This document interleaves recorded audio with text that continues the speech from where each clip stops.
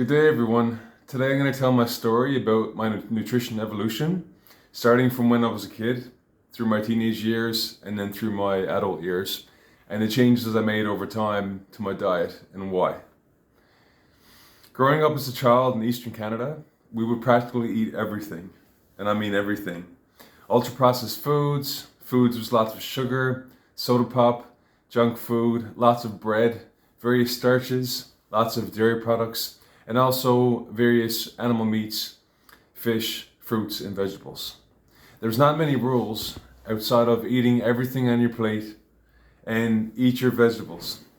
And occasionally junk food will be limited.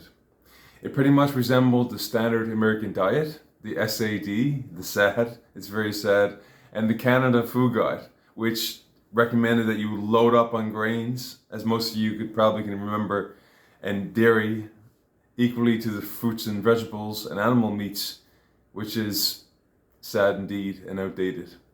I have lots of great memories involving food. Of course, food and alcohol is intimately linked with many holidays, rituals, and norms in society. Everything from Christmas and Easter in Christian societies and areas, religion, and Thanksgiving to social events and meeting people. I have lovely memories of having barbecues in the cabin, cooking everything from marshmallows, processed sausages, to capon fish over the fire and on the conventional barbecue. What wonderful memories. Holidays like Halloween cannot be thought of without the bags of chocolate and potato chips that we collect from house to house. Thanksgiving is often associated with a turkey roast or another animal roast. Christmas brings memories of Christmas candies and chocolate. Festivals and gatherings throughout recorded human history are most likely linked to the sharing of food. I have fond memories of going to my wonderful grandmother's house in Spanish Bay, Newfoundland, Canada, and having no rules to follow. Things were fairly unconditional for me there, and the memories rings with acceptance and love. And of course, food. I would dig into her freezer and pull out the big tub of ice cream, I swear is this big, and eat maybe a quarter to a half of it. And I would eat several popsicles, and then I would have chocolate smeared all over my face and all over my shirt. And she would just look at me and laugh and give me another popsicle. What wonderful memories of innocent times when you never had the worries of health as a child. The memories of childhood eating was definitely blissful. And the ignorance of nutritional science and aging was definitely a gift. Over time, I went through several shifts in my diet. The first shift was reducing fast food and junk food and increasing protein in my teenage years. It's a big surprise, right? A young teenage boy wanting to eat more protein and lift weights. I started lifting weights, and the main motivation, of course, was muscle gain. I ate so much protein in whatever form I could get it in. There was chicken, there was cheap cans of tuna, big tubs of affordable whey protein, milk, cheese, Vector cereal. Oh my God, how many boxes of Vector cereal did I go through? Sometimes one a day. I started to gain some knowledge about nutrition, but not enough, and perceived myself to be, of course, too young and invincible to be so concerned about how much sugar I was eating, which was maybe 4 or 5 times more the daily recommended allowance or amount. And most days I ate maybe 4 to 7 times, maybe sometimes 8 times, including the snacks and the protein drinks and the fruit smoothies and ice cream and snacks and the protein, extra protein. Sure enough, I gained a solid 25 pounds in a year or two and became a lot stronger. After years of my brother physically manhandling me, being a year and a half older and being brothers, and I was at a, of course, physical disadvantage of a year and a half, I put him into a human pretzel, and I have not had the need to manhandle him ever since, despite the many times that he was stronger than me over the many years. My mom, of course, was a huge help of keeping the food stocked with all the protein I wanted. Look in any cupboard or any part of the fridge, and there was evidence of my pursuit of gaining muscle. In the next evolution of my diet, a few years later, I started to become more careful about the quality of foods that I was putting into my body, and not only the volume of protein. I further reduced fast food and junk food and eliminated the cheap microwavable dinners that were packed full of sodium and processed ingredients that were a staple of my high school and university years. I also intentionally cut back on processed meats. I still never had what I now considered a healthy, lifelong, sustainable diet, but overall there were improvements. In my later 20s and 30s, early 30s, I started to get annual blood work done, and on several occasions, my LDL, the smaller particle cholesterol, fats in your bloodstream, was over the recommended limit, and my HDL, the healthy, larger fat molecules that bring the fats back to the liver to be processed, so they help bring the LDL back and decrease your LDL. My HDL was too low and my LDL was too high. So the good was too low, the bad was too high.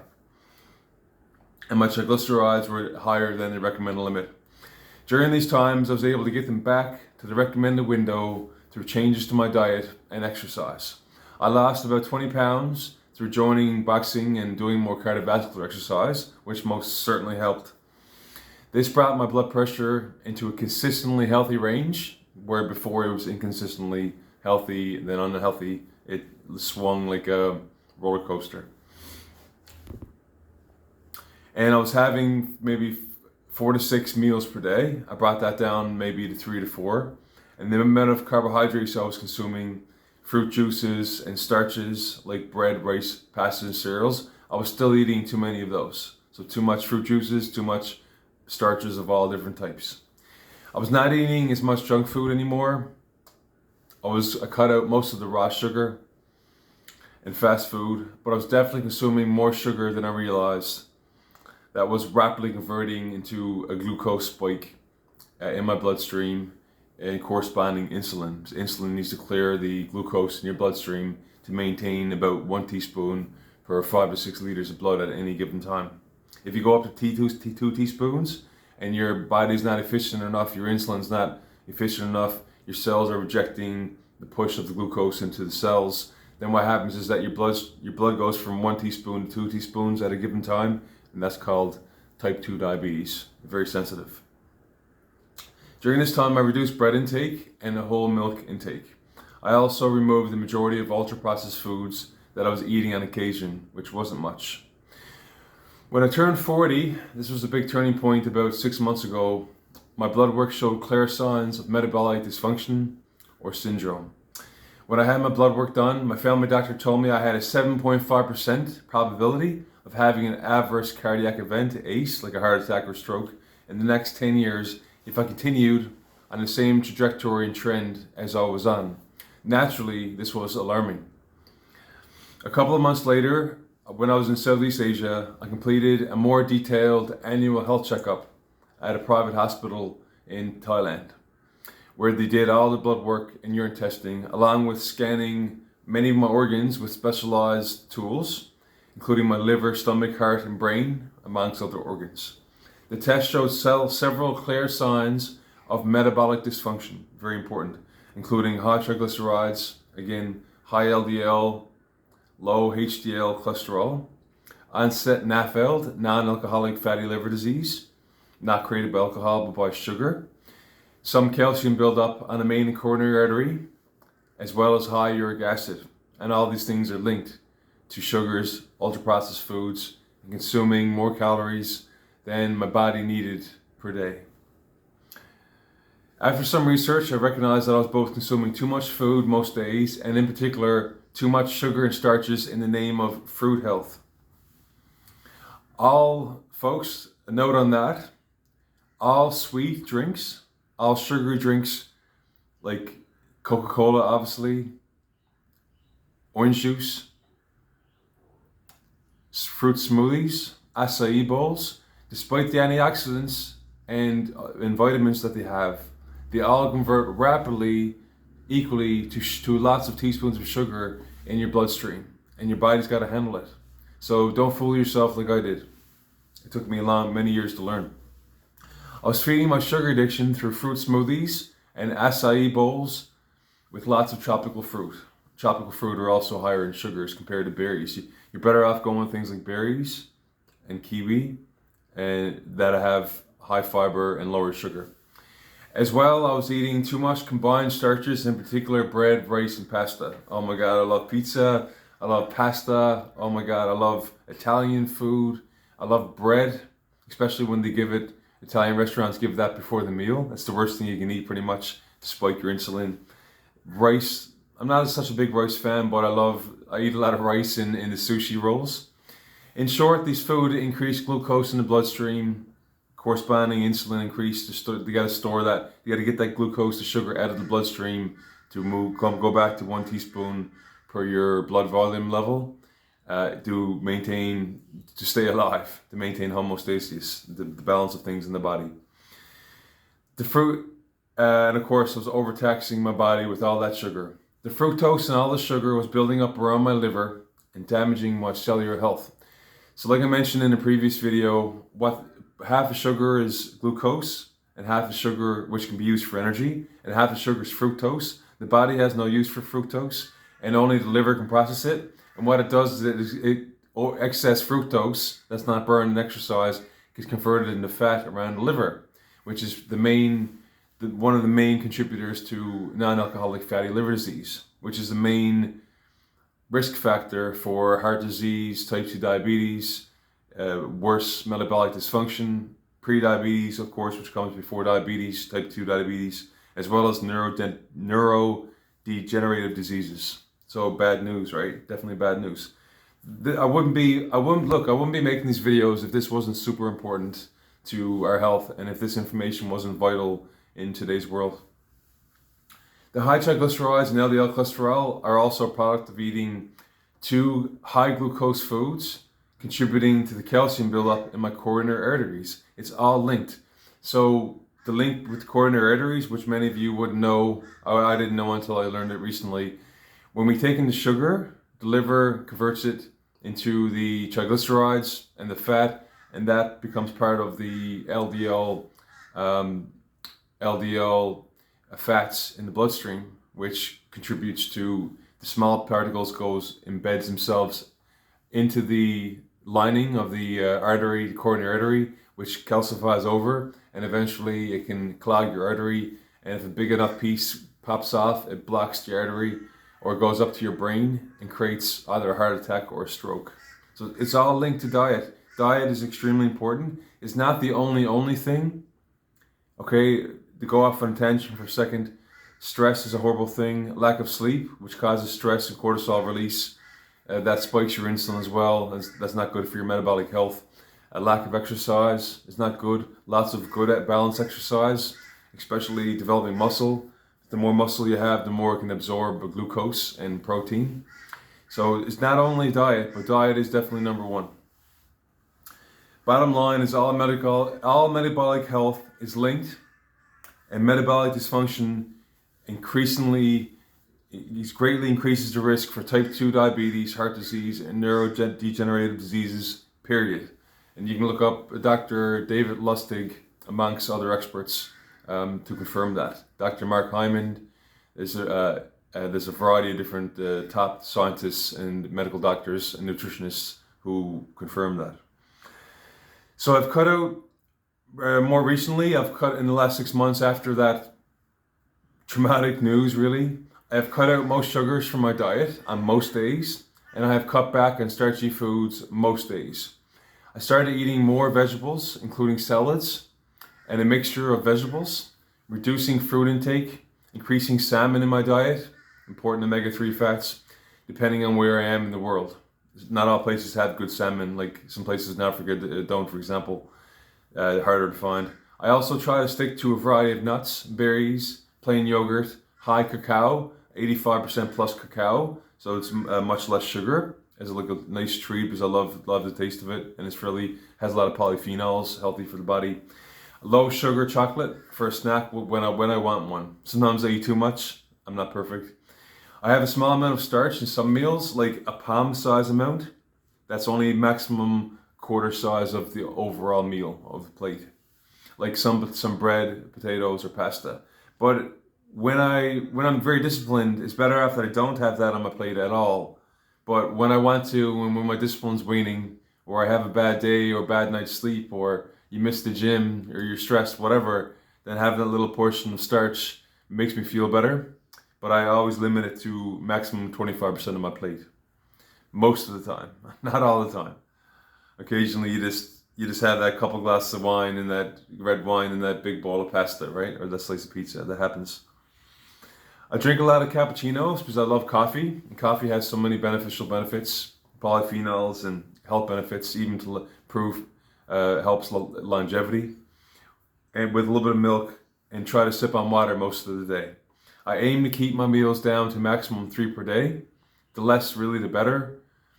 I avoid snacks and as much as I can, and allow 12 hours fast overnight. So I usually stop eating at around 8 or 9 p.m.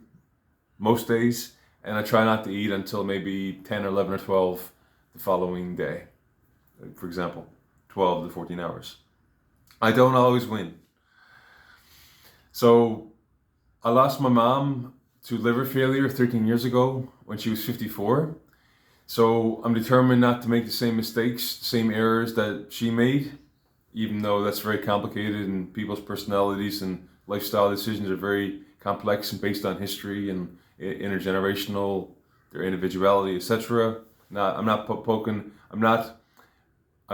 down my mom, but I want to avoid the mistakes that she made that led to her premature death, like smoking too much, drinking too much, and not always being fully physically active. I was so lucky to have a loving mother who truly put me first. And the fact is that if she put her health as much as she put me and my brother first, she would likely still be here. But again, that's hypothetical and life is complicated. I love you, Mom. I do have my bad days. Irregular sleep, airport days, or missed exercise definitely lowers my willpower, and that's proven by science, and my resistance to the foods. Indeed, sleep, stress, exercise, feeling good physically, emotionally, and spiritually all matter deeply, and as I said earlier, function together to affect our metabolic health and risk of chronic diseases and all sorts of illnesses. All those things work together like a family. This certainly echoed throughout my research. That fact, that truism. I'm back to more carbohydrates than I was intaking the first few months after the undesirable test results. The most important thing is for all of us is developing a diet that works for you long-term, your long-term metabolic health, and that is sustainable.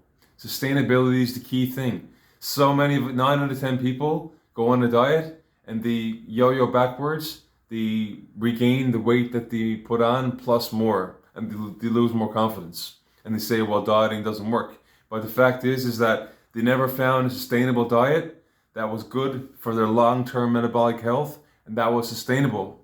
It's got to meet both those criterion for it to be effective long-term, obviously. If you give up after a few months or even a year, you lose all the benefits, and oftentimes you regress and your health becomes even worse, as proven too by science and research. I have lost about 10 pounds in the last 6 months. It's sustainable, it's 10 pounds, and I believe a lot of it's around my liver, the dangerous visceral fat around my belly, and I'll even give you a quick peek. I lost like a good bit of fat here and here, which means that it's not perfect, but I've lost most of it, and that means that likely I've lost some fat around my vital organs too. The visceral fat, like the subcutaneous fat, is like the arm fat, the shoulder and chest fat, the big butt fat, the big leg fat, but visceral fat is around your midsection, especially for men and women, and that's the dangerous fat that indicates that has the biggest risk factor for all those chronic diseases that you can die, that many people are dying from these days. So one test is a jump in the mirror, and if you have fat that jiggles around your belly, chances are you have more fat around your organs, dangerous visceral fat and dangerous liver fat. There's definitely a strong correlation there. In another video, I'll go into many of the tests you can take to get more specific and definitive and explicit about your metabolic health and risk factors. Stuff that I'm learning from the experts. To conclude my video, I will update you in a couple months when I go back to the same hospital, hopefully, or a similar hospital, and I get all the test results done again. I'll compare the before and after and see if the science, see if there's the proofs in the pudding. If I believe I've reversed many of my disease factors that I mentioned, like my fatty liver, hopefully I stopped the buildup of coronary artery calcium, as well as hopefully I've lowered my LDL cholesterol, increased my HDL cholesterol, and lowered my triglycerides, and lowered my uric acid. I'll provide a video and compare those once I get it done. It all matters. The quantity of food, the type of food, the amount of fiber, protein, and carbohydrates, they all matter. Even the order you eat your food in matters. Like the glucose goddess says, eat fiber like salads and vegetables first. That acts as an additional wall in your colon to slow down the transfer of the sugar into your bloodstream. This is very important, so your body can handle it better. Reducing the glycemic load and insulin response, so important. Like I mentioned in a previous video, go back and watch that one. It's a bit more serious, but very important information. The daily macronutrient ratio and amount matters. I definitely love my food, and like 90% of North Americans and 80% of the world, give or take or more, I eat too much in a day, more than my body needs. And of course, the worst things you can overeat is sugar and starches, by far, along with ultra-processed foods. A high fiber, a high protein, moderate fat, and low carbohydrate diet, generally speaking, that satiates you, which means it makes you feel full without overeating, seems to be the sustainable long-term diet. People react differently to different foods, so diets certainly are best tailored to the individual. There's no one right diet for people. Some people have allergies to breads. Some people have allergies to milk. Some people have allergies to everything except for meat. Some people follow carnivore diet because they feel much better, less brain fog, less skin rashes, less other allergies and other symptoms, more moderate, consistent energy throughout the day. I'm not saying that's right or wrong. I personally don't recommend the carnivore diet for people who, if they can eat vegetables and fiber healthily, I would recommend eating a balanced diet. But again, it's definitely individual. Until next time, I hope this video served you. This is my life journey so far with dieting.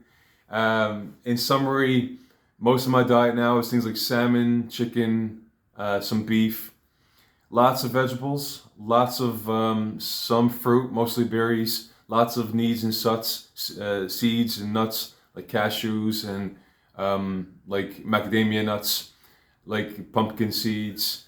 And I try to minimize my starches like pasta, rice, and bread. But we need to live too, and again, we need a long-term sustainable diet. Bye-bye.